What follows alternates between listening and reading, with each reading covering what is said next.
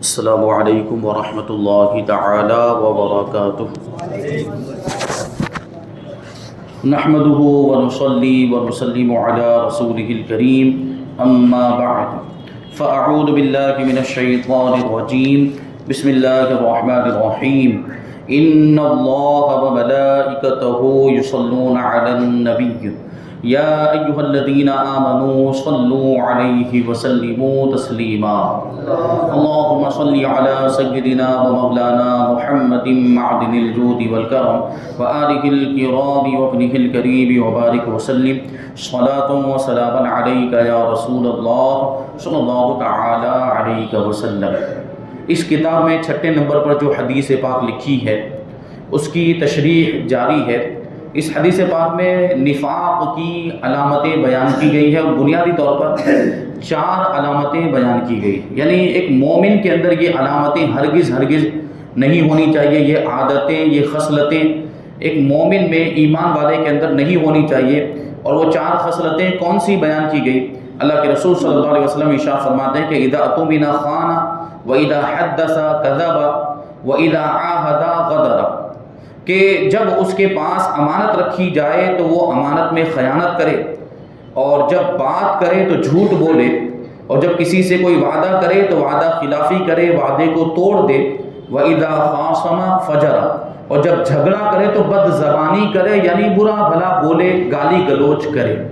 اس کے بارے میں بہت سی باتیں اس سے پہلے عرض کی گئی۔ حضرت عبداللہ ابن عمر رضی اللہ تعالیٰ عنہ جو اس حدیث کے راوی ہیں، ان کے حالات بیان کیے گئے، اور ان چیزوں کے نفاق کی علامتیں ہونے کا مطلب کیا ہے وہ بھی بیان کیا گیا۔ اور یہ 4 ہی چیزیں کیوں بیان کی گئی، دوسری بھی بہت ساری چیزیں ہیں وہ کیوں نہیں بیان کی گئی، اس کے تعلق سے بھی بہت سی باتیں اس سے پہلے والے درس میں آپ نے سماعت کی۔ اب یہ جو 4 برائیاں اور نفاق کی جو 4 علامتیں اور نشانیاں اس حدیث پاک کے اندر بیان کی گئی، اس کی کچھ تفصیل بیان کرتے ہیں کہ امانت میں خیانت کرنے کا مطلب کیا ہوتا ہے، جھوٹ کتنا بڑا گناہ ہے اور اس کی کیا برائی ہے، اور عہد شکنی، وعدہ خلافی کرنا، گالی گلوچ کرنا۔ تو سب سے پہلے امانت میں خیانت کا ذکر ہے۔ تو امانت میں خیانت کا مطلب کیا ہوتا ہے، سب سے پہلے اس کو بتاتے ہیں کہ پہلی علامت نفاق، منافق کی پہلی علامت امانت میں خیانت کرنا ہے۔ یاد رکھیے کہ امانت ہر وہ چیز ہے جو کسی کی طرف سے کسی کو بغرض حفاظت سونپی جائے، یعنی ایک آدمی دوسرے آدمی کو کوئی چیز حوالے کرے اور یہ کہے کہ اس چیز کی آپ کو حفاظت کرنی ہے۔ اب وہ چیز کوئی سامان بھی ہو سکتا ہے، کوئی بات بھی ہو سکتی ہے، کوئی راز بھی ہو سکتا ہے۔ یہ بھی کوئی راز کی بات ہم نے کسی کو بتائی اور اس سے کہا کہ یہ راز کی بات محفوظ رکھنا، کسی کو بتانا مت، تو اب یہ راز کی بات بھی اس کے پاس امانت ہو گئی۔ اب اگر وہ کسی کو بتا دیتا ہے تو یہ کیا ہوگا، امانت میں خیانت۔ اسی طرح عام طور پر سامان کسی کے پاس رکھا جاتا ہے حفاظت کے لیے، ہم نے اپنا سامان کسی کے پاس رکھا کہ یہ سامان آپ رکھیے حفاظت کے لیے، جب مجھے ضرورت ہوگی تو میں لے جاؤں گا۔ تو وہ سامان ہمارا جو ہے وہ سامنے والے کے پاس اب وہ امانت ہے، اس کو استعمال نہیں کر سکتا ہماری اجازت کے بغیر۔ اگر ہماری اجازت کے بغیر وہ اس کو استعمال کرے گا، اس میں کچھ رد و بدل کرے گا، اس کو ضائع کر دے گا یا اس کو کچھ نقصان پہنچائے گا، تو یہ بھی امانت میں خیانت ہے۔ فرماتے ہیں کہ امین امانت رکھنے والے کی اجازت کے بغیر اور اس کے منشا اور مقصد کے خلاف امانت میں جو بھی تصرف کرے گا، یعنی جو بھی تبدیلی کرے گا، جو کچھ بھی اس میں رد و بدل کرے گا، وہ خیانت کہلائے گی۔ اس سلسلے میں یہ بھی ملحوظ خاطر رہنا چاہیے کہ امانت صرف روپیے، پیسے یا سامانوں ہی کی نہیں ہوا کرتی، بلکہ بات، راز، ذمہ داری وغیرہ بھی امانت ہے۔ اب یہ ذمہ داری کیسے امانت ہو سکتی ہے؟ مطلب ہماری کسی منصب کے اعتبار سے، کسی عہدے کے اعتبار سے کوئی ذمہ داری ہماری ہے، ہم پر کوئی ذمہ داری عائد کی گئی، جیسے ہم کسی کے یہاں پہ کام کرتے ہیں، جاب کرتے ہیں، ملازمت کرتے ہیں، تو ہمارے باس نے، ہمارے سیٹھ نے ہم پر کوئی ذمہ داری لگائی، ہماری کوئی ڈیوٹی مقرر کی ہے، تو اب جو ڈیوٹی ہم کو اس کو پورا کرنا ضروری ہے، کیونکہ اسی کی تنخواہ ہمیں ملے گی۔ اور اگر ہم وہ ڈیوٹی مکمل نہیں کرتے اور اپنی ذمہ داری کو پورا نہیں کرتے تو یہ بھی امانت میں خیانت ہے۔ یہ بات بھی ذہن میں رکھیں ملازمت کا حق ادا کرنا بھی ضروری ہے، تبھی آپ تنخواہ کے سیلری کے حقدار ہوں گے، ورنہ آپ سیلری کے حقدار نہیں ہوں گے اگر آپ نے اپنی ذمہ داری کو پورا نہیں کیا جس کا تعلق ملازمت سے ہے، جاب سے ہے۔ مثلا آپ سے کسی نے کوئی راز کی بات کہہ دی اور آپ سے اس نے یہ بھی کہہ دیا کہ خبردار یہ بات امانت ہے، یہ کسی کو بتانا مت، اس کا ذکر کسی سے مت کرنا، تو وہ بات بھی آپ کے پاس امانت ہو گئی اور آپ اس کے امین ہوئے۔ امین کا مطلب یہ ہوتا ہے امانت دار، جس کے پاس امانت رکھی جائے۔ اگر آپ نے اس بات کو کسی سے کہہ دیا تو آپ نے امانت میں خیانت کی۔ اسی طرح اللہ تبارک و تعالیٰ نے اپنے بندوں کو مال، عقل، اختیار، آنکھ، کان، ہاتھ، پاؤں وغیرہ جسمانی اعضاء اور قسم قسم کی طاقتیں عطا فرما کر حکم دیا ہے کہ میری ان امانتوں کو میرے حکم کے مطابق استعمال کرنا۔ یعنی اللہ نے ہمیں جو اعضاء عطا کیے اور اعضاء کو استعمال کرنے کی جو طاقت دی، اختیار دیا، اور ساتھ ہی ساتھ اللہ تبارک و تعالیٰ نے ہمیں یہ بھی حکم دیا کہ ان اعضاء کو اللہ تبارک و تعالیٰ کی فرما برداری میں استعمال کرنا ہے۔ باڈی پارٹس کو اللہ تبارک و تعالیٰ کی نافرمانی میں استعمال نہیں کرنا، ہاتھوں سے گناہوں کا کام نہیں کرنا، آنکھوں سے گناہوں کا کام نہیں کرنا ہے، کان سے گناہوں کا کام نہیں کرنا ہے، زبان کے ذریعے سے گناہ کا، جسم کے کسی بھی عضو کے ذریعے کوئی بھی نافرمانی والا کام نہیں کرنا ہے، یہ اللہ کا حکم ہے۔ اب اگر کوئی شخص ان اعضاء کو اللہ تبارک و تعالیٰ کی نافرمانی میں استعمال کرتا ہے تو وہ امانت میں خیانت ہوگی، فرمایا گیا۔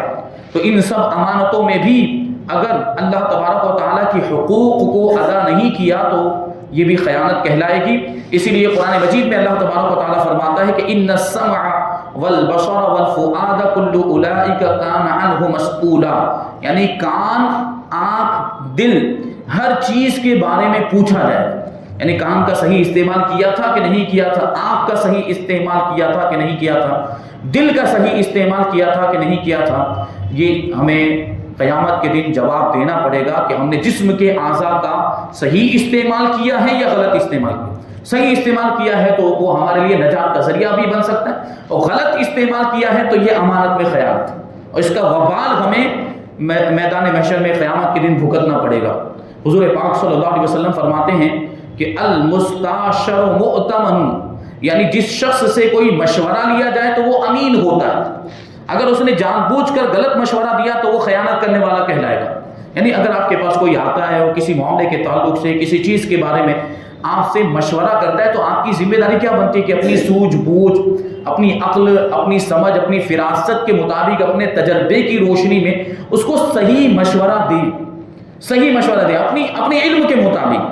یعنی آپ نے تو اپنی پوری کوشش اپنی سوجھ بوجھ کے مطابق صحیح، اب اگر کچھ غلط ہو بھی جاتا ہے، آپ کی نیت صحیح تھی تو آپ گنہگار نہیں، لیکن جان بوجھ کر غلط مشورہ دینا جس سے اس کا نقصان ہو جائے، اس کا کوئی گھاٹا ہو جائے، وہ کام اس کا پائے تکمیل تک نہ پہنچ پائے، تو پھر آپ امانت میں خیانت کرنے والے کہلائیں گے۔ جب مشورہ لیا جائے تو اپنی سوجھ بوجھ کے مطابق صحیح مشورہ دینا چاہیے۔ غرض خیانت کا دائرہ بہت وسیع ہے، تمام حقداروں کے حقوق بھی امانت، جیسے شوہر پر بیوی کے حقوق امانت ہے، بیوی پر شوہر کے حقوق امانت ہے، اولاد پر ماں باپ کے حقوق امانت ہے، ماں باپ پر اولاد کے حقوق امانت، پڑوسیوں کے حقوق، مسلمانوں کے حقوق، یہ سب امانت ہیں، ان کو ادا کرنا ضروری ہے۔ کسی حقدار کا حق ادا نہ کرنا بھی امانت میں خیانت ہے۔ بستر جماع پر میاں بیوی جس بستر پر لیٹتے ہیں وہاں جو میاں بیوی کے درمیان گفتگو ہوتی ہے، جو بھی معاملات وہاں پر ہوتے ہیں وہ بھی امانت ہے۔ یعنی دونوں میں سے کسی کے لیے بھی یہ جائز نہیں ہوگا، میاں بیوی میں سے بھی کسی کے لیے یہ جائز نہیں ہوگا کہ وہاں کی باتیں جو تنہائی میں ہوئی ہیں میاں بیوی کے درمیان، جو راز کی باتیں، چھپانے کی باتیں ہوتی، وہ کسی کے سامنے بیان نہ کریں، ان پر لازم و ضروری۔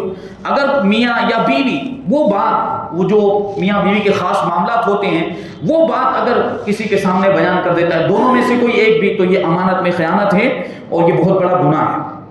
میاں بیوی ایک دوسرے کے امین ہوتے ہیں، اگر کسی نے اس راز کو فاش کر دیا تو یہ بھی امانت میں خیانت کہلائے گی۔ ملازم اپنی ڈیوٹی پر حاکم رعیت کے ساتھ، اگر کوئی بادشاہ ہے تو رعایا کے ساتھ اس کے رعایا کے حقوق کو ادا کرنا وہ بھی حاکم کی ذمہ داری ہوتی ہے، اور اس تعلق سے وہ بھی امین ہوتا ہے، اپنے فرائض کا وہ حاکم امین ہوتا ہے۔ اگر ملازم اپنی ڈیوٹی پوری نہیں کرتا یا حاکم ظلم کرتا ہے تو یہ بھی امانت میں خیانت ہے۔ غرض امانت میں خیانت کی بہت ساری صورتیں ہیں، اور ہر قسم کی امانتوں میں خیانت حرام اور گناہ ہے۔ قرآن پاک میں اللہ تبارک و تعالیٰ کا ارشاد ہے یا ایھا الذین آمنوا لا تخونوا اللہ والرسول وتخونوا اماناتکم وانتم تعلمون، یعنی اے ایمان والو تم اللہ اور رسول کے ساتھ خیانت مت کرو اور اپنے آپس کی امانتوں میں بھی خیانت مت کرو اور تم جانتے ہو، یعنی جان بوجھ کر خیانت مت کرو۔ اور اللہ اور اس کے رسول کے ساتھ خیانت کرنے کا کیا مطلب ہوا؟ اللہ اور اس کے رسول کے احکام کی نافرمانی کرنا، اللہ اور اس کے رسول کے حکم کو نہ ماننا، اللہ تبارک و تعالیٰ کی نافرمانی کرنا، یہ خیانت ہے۔ اور آپس کی امانتیں، اس کا ذکر اس سے پہلے ہو چکا۔ اب جھوٹ کے بارے میں بیان کرتے ہیں۔ جھوٹ یہ بہت ہی ملعون عادت، بہت ہی بری عادت ہے اور سخت حرام گناہ کبیرہ۔ جھوٹ بولنا بہت بڑا گناہ ہے۔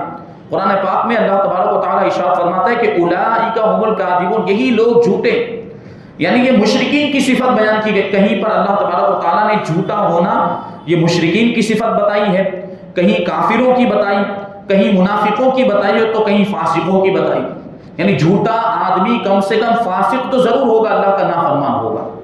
بخاری اور مسلم کی حدیث ہے کہ تم لوگ اپنے آپ کو جھوٹ سے بچائے رکھو، اس لیے کہ جھوٹ بدکاری کی طرف رہنمائی کرتا ہے، یعنی بدکاری کی طرف لے جاتا ہے۔ یعنی جھوٹ خود بھی برا ہے، جھوٹ بولنا یہ خود بھی بہت بڑا گناہ ہے، لیکن یہ دوسرے گناہوں کی طرف لے کر جاتا ہے، بدکاری کی طرف لے کر جاتا ہے، اللہ کی نافرمانی کی طرف لے کر جاتا ہے، اور بدکاری جہنم میں کھینچ کر لے جاتی ہے۔ اور آدمی ہمیشہ جھوٹ بولتا ہے اور جھوٹ کا متلاشی رہتا ہے، یعنی جھوٹ کا عادی بن جاتا ہے، جھوٹ بولنا اس کی عادت ہو جاتی ہے، یہاں تک کہ دفتر خداوندی میں، یعنی اللہ تبارک و تعالیٰ کے رجسٹر میں، نامہ اعمال میں وہ کذاب لکھ دیا جاتا ہے، یعنی جھوٹا لکھ دیا جاتا ہے۔ اس سے بری بات کیا ہوگی کہ اللہ تبارک و تعالیٰ کی بارگاہ میں، اللہ تبارک و تعالیٰ کے پاس جو نامہ اعمال موجود، اس میں کسی شخص کو جھوٹا لکھ دیا جائے، تو کتنی بری بات ہے انسان کے لیے۔ تو جھوٹ بولنے سے بچنا چاہیے، اور ایک جھوٹ کو چھپانے کے لیے کبھی کبھی سینکڑوں جھوٹ بولنے پڑتے ہیں، اس لیے کہ جھوٹ بہت ہی بری چیز ہے، اس سے ہمیشہ بچتے رہنا چاہیے۔ اگرچہ سچ بولنے میں ہمیں تکلیف کا سامنا کرنا پڑ جائے، سچ بولنے میں ہمیں دشواری کا سامنا کرنا پڑ جائے، لیکن ہمیشہ سچ ہی بولنا چاہیے، اس کی برکت آپ کو آگے دیکھنے کو ملے گی۔ ایک حدیث میں ہے کہ حضور اکرم صلی اللہ علیہ وسلم سے کسی نے سوال کیا کہ کیا مومن بزدل ہو سکتا ہے؟ تو حضور پاک صلی اللہ علیہ وسلم نے ارشاد فرمایا ہاں۔ پھر اس نے عرض کیا کہ کیا مومن بخیل ہو سکتا ہے، کنجوس ہو سکتا ہے؟ تو ارشاد فرمایا ہاں۔ پھر اس نے دریافت کیا کہ کیا مومن جھوٹا ہو سکتا ہے؟ تو حضور نے ارشاد فرمایا نہیں۔ مطلب کیا ہوا کہ کبھی کسی مجبوری کی وجہ سے یا کبھی حالات کے دباؤ میں آ کر آدمی بزدلی کر جاتا ہے یا آدمی کنجوسی کر جاتا ہے، لیکن ایک مومن کسی بھی حالت میں، چاہے کیسی بھی صورتحال ہو، کیسی بھی سچویشن ہو، وہ کبھی جھوٹ نہیں بولتا، جھوٹ کا سہارا نہیں لیتا۔ یہ بات اس حدیث پاک کے اندر بیان کی گئی کہ کبھی کسی مجبوری میں دوسری بات ہو سکتی، بزدلی والی بات ہو سکتی، کنجوسی والی بات ہو سکتی، لیکن جھوٹ بولنا یہ ایک مومن کی شان ہرگز نہیں ہو سکتی ہے۔ اب یہاں عہد شکنی یعنی وعدہ خلافی، وعدہ کر کے وعدہ توڑ دینے کے بارے میں کچھ باتیں بیان کرتے ہیں کہ کسی سے کوئی معاہدہ یا وعدہ کر کے بلا کسی عذر شرعی کے اس معاہدہ اور وعدے سے پھر جانا، یہ عہد شکنی اور دغا بازی ہے، دھوکہ ہے، جو شرعاً حرام اور گناہ ہے۔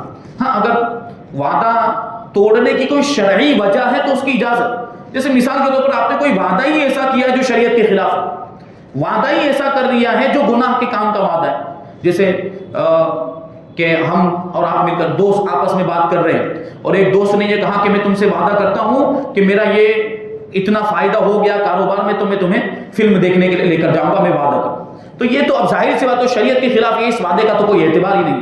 یہاں بات چل رہی ہے جو جائز چیزیں ہیں ان میں سے اگر کسی چیز کا وعدہ کیا ہے تو وہ وعدہ پورا کرنا ضروری ہو جاتا ہے، اس وعدے کو توڑنا یہ شرعاً جائز نہیں ہے۔ قرآن پاک میں اللہ تبارک و تعالیٰ فرماتا ہے یا ایھا الذین آمنوا اوفوا بالعقود، اے ایمان والو اپنے عہدوں اور وعدوں کو پورا کرو۔ واضح رہے کہ جس طرح کسی مخلوق سے عہد شکنی حرام اور گناہ ہے، اسی طرح اپنے خالق و مالک اللہ تبارک و تعالیٰ سے بھی عہد شکنی اور بد عہدی اس سے کئی بڑھ کر گناہ ہے اور حرام ہے۔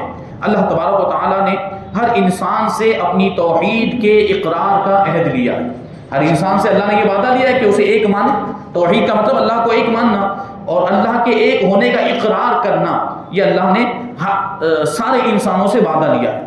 اور علماء کرام سے خصوصی طور پر یہ عہد لیا ہے کہ وہ کبھی بھی اور کسی بھی حال میں حق کو نہ چھپائیں، حق بات لوگوں کے سامنے بیان کریں۔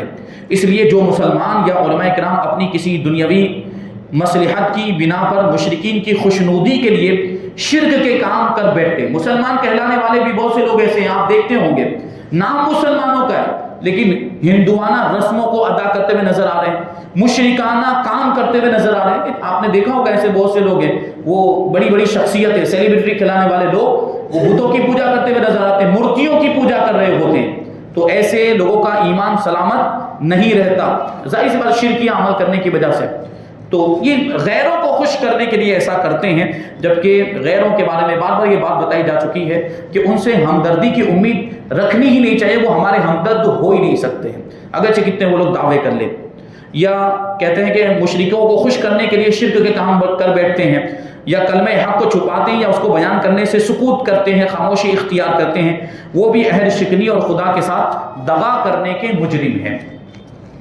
گالی گلوچ اور بد گوئی اور بد زبانی خصوصاً اپنے مسلمان بھائی کے ساتھ انتہائی قبیح خصلت اور نہایت ہی معیوب اور گھناؤنی عادت ہے، بہت بری چیز ہے۔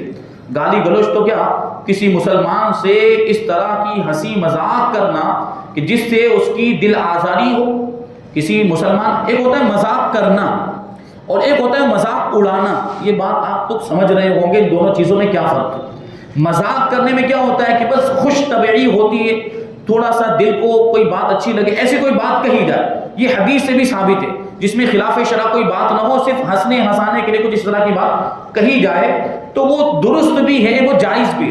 لیکن مذاق اس حد تک پہنچ جائے کہ کسی کی تذلیل ہو جائے، اس میں کسی کے دل کو تکلیف پہنچ جائے، کسی کی ایذا رسانی ہو جائے، تو یہ جائز نہیں۔ کسی کی دل آزاری ہو ایسا مذاق، تو اس کو یوں سمجھے، ایک ہوتا ہے مذاق کرنا اور ایک ہوتا ہے مذاق اڑانا۔ مذاق اڑانے کی اجازت نہیں ہے، اس میں تکلیف پہنچانا ہوتا ہے، سامنے والے کو تکلیف پہنچتی ہے۔